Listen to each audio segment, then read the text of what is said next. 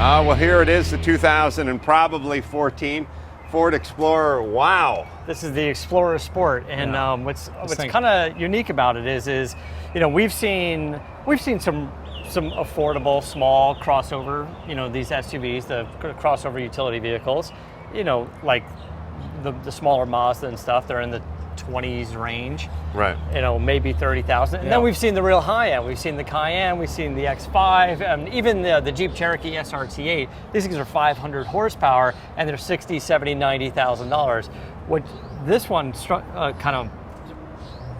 is interesting to me because as it sits, it's about 46 grand, but with Ford's EcoBoost engine, this is a 3.5 liter V6. 365 horsepower and 350 pounds of torque, and it moves this thing at about 0-60 in 6.3 seconds. You left out twin turbo. And it's twin turbo, and that's why. Yeah. So I don't know if you guys have even tooled on it yet. Oh, have you done much nuts on for this. For the EcoBoost engine? It's in everything, right? There's a rumor that even the new Mustang could have the same engine in the next Mustang. Why not, if you're a company, why not make a platform, like they used to do with the chassis and stuff, 3.5 V6, that's our platform.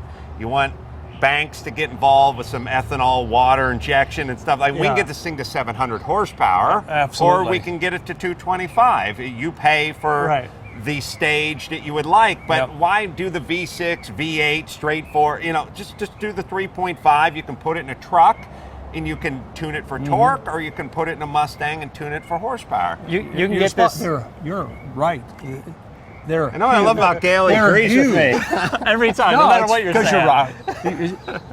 I'm not blowing your dress up here. The bottom line is this thing is wicked in a pickup truck. The same engine's in the F350. Yeah. You can get this engine in the Taurus SHO. Hopefully you can get this in a Mustang, and you can get this thing in the Lincoln version. Ford's invested so much into this V6 twin turbo. Well, this car is somebody whose wife had the first or second generation Explorer when it was just a big deal that you could get it with leather. Yeah. With the great leather, so it's a big deal. There's a leather in the seat. Looking at this thing, I wouldn't even know, honestly, what it was if you covered up the badging. Yeah. Everything is just newer, bigger, better. Ford, the interiors, incredible. The American car companies, we have always complained for years, come on, get your crap together when it comes to the interiors. They've got their crap together when it comes to the interiors. The front end, I'll give it a backhanded compliment. Basically, they ripped off Range Rover, and good, because that's a $70,000 car. Yeah, it looks money. Yeah. It rides great. The Sport has all the upgrades that you really want on it. The suspension handles well, but without being too harsh like some of the other SUVs. Yep. They put a 13.9-inch brake in the front. And this isn't the smallest SUV, but it's not an excursion. And this actually has a third row seat, so you can load this thing up with, 7 people, something like that. So this thing's base will be in the high 20s? I think you can get the smallest Explorer probably in the 30,000 range, but this one, as it sits with the Sport package, is 46,000. And in my opinion, after looking at the Explorer versus the Sport has enough upgrades underneath it. The steering response, the brakes, the suspension, the engine. The Sport to me is the one to get. At 46,000, what's the next step? You're at X5 BMW, you're at Q7 Audi, you're at $60,000, $70,000. This is one of the best bangs for the buck in the SUV market. Well, let's talk banks for the buck for a second. Yeah. What would be a relatively inexpensive thing for you to do to this car? Obviously there's the mapping part. Right. That goes without saying, but what's really cool is the mapping and our straight shot water meth. Basically what you end up with is the ability to tune for fuel efficiency. Right. That you could never have before and still pass emissions. Right. This is the big aha moment for me. Right. And the other side is, when you want some ridiculous power, you've got it. Right. It's like you went to racing gas. Right. It's the octane is way higher when you want it.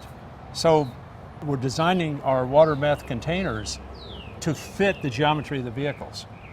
The whole concept of having a second liquid, they've passed through that with all the new pickup trucks with the diesel engines.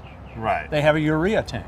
This would be similar. You'd have a tank of this anti-detonant Right. that allows you to run more advance under light load, get real good fuel economy, Right. and you're just misting a little tiny bit. Yeah. It's all it takes. You know, and So- the efficiency of the turbos, this is within 1 mile per gallon fuel efficiency of the non-turbo version. But it has But like way an more extra, power. way more power. Exactly. So And yeah. torque. that's where the turbos really benefit And these things as torque well. as well. For something that weighs 4,921 pounds. What's really cool about this engine development program at Ford is some of my students, because I taught at GMI back around 1980, are at Ford, and they slipped out this dyno sheet to me about 7 or 8 years ago on this program and said, hey, have a look at these numbers. Don't they look a little better than the stuff you did at Buick back in the 80s? And I'm going, yeah, they do. What the hell are you guys up to? Are you finally coming with turbocharging? It's like, Yeah. I've been preaching this stuff like, gospel for 40 years. Well, And all of a sudden the world, U.S. has discovered We'll it. remember you like Tesla. Someday. Some band will name themselves Banks. Honestly, Banks. yeah. No one will know Actually- what it means. Is that like the actually- river banks your mind, man? No. There's a YouTube video from the Philippines, Banks Power. These cats are rapping Banks Power. Oh, They've really? got my logo, the whole thing. Wow. I don't understand Well, there a you word go. they're saying, Yeah. but I went, oh my God. Yeah. Well, You can enjoy To your while you- point. before we Yeah. start Yeah. plugging that video, you should probably find out what they're saying. That's only a dick. Yeah, I speak he's some a jackass. Filipino. Yeah. Chris Maxipata fairly. Bring it to your mom. See if they're talking shit about the old There, man. there Come it is. after There her. it is. All right. We could. I don't feel like starting it up. It's not going to sound like anything. We're going to is it? start it up as soon as you walk away. I'll go start it up then. Let's fire it up real quick. I don't Yeah. know if there's much to hear, It can't but sound like anything. We can't have this policy where we start cars that don't sound like I anything. don't know. But I think if you had one of those Banks big throat exhaust, Well, that's what you want. The cat. We back are bank we are system. in the exhaust business. yeah. And a little cutout, they're doing it on Corvettes and other things, Ferrari, where you kind of open it up and bypass Yeah. the Yeah. muffler. Yeah, it's got It's a power increase. little butterfly there. and yeah. it sounds sweet. All right. See, we didn't. I don't even know what's going on in here. I think the engine's off. All right, that's enough of that. I don't need to do It's it. not a racetrack. Well, people at home go, they get pissed when we don't start the car. But look, But you know what? It could be a serious road warrior.